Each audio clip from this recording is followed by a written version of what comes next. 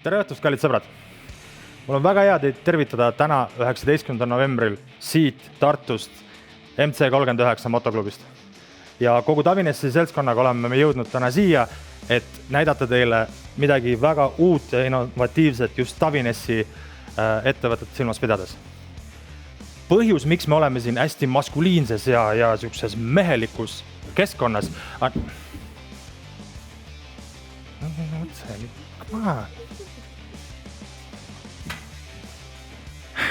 on see, et Tavines toob välja alates tänasest päevast teile esimese meeste sarja.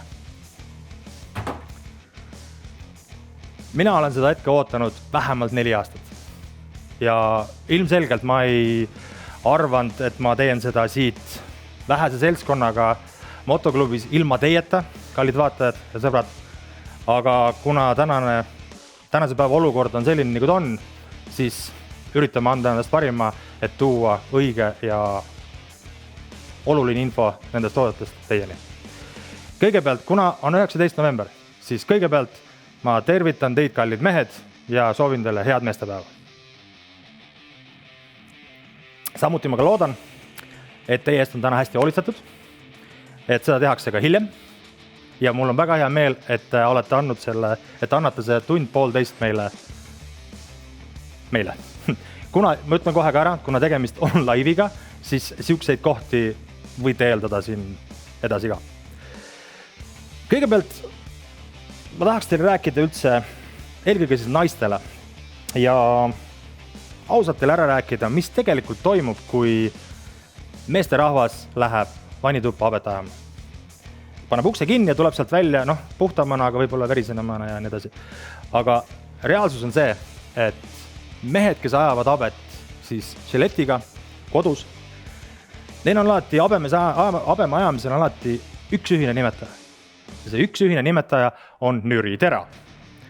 Sellepärast, et ütleme ausalt, et žiletiterad on teravad esimesed 5 korda. Ja peale seda nad enam ei ole. Seal on ka muidugi naised teie käsirollis, sellepärast, et ärge tulge üldse ütlema, et meeste žiletiterad ei jõua aeg-ajalt duširuumi, kus teie ise ka seda kasutate. Ja kuna mees on mees, siis katsume ikkagi kõikidest asjadest võimalikult palju nagu raha eest kätte saada. Ja nüri žiletitera tähendab seda, et on valus, mis teeb mehed väga leidlikuks.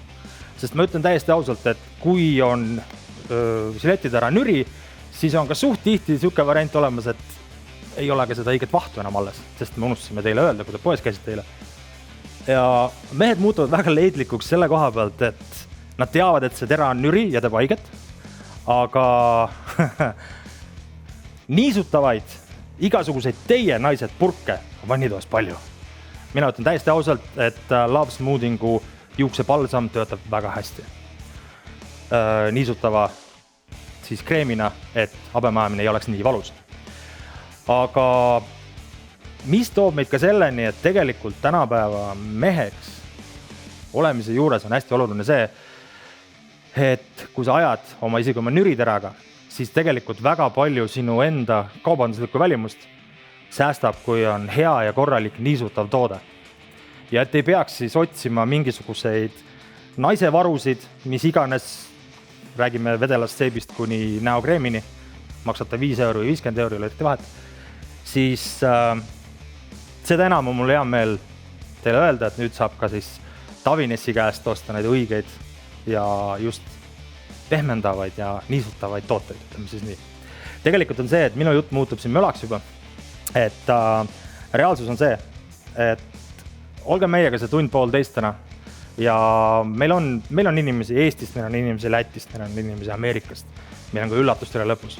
Nii et ma loodan, et kui me täna lõpetame, siis te olete natukene teadlikumad mitte ainult ka toodetest, vaid ka võib-olla teatud nõuannetes, mis võib olla nii meestel kui naistel koduses raseerimises.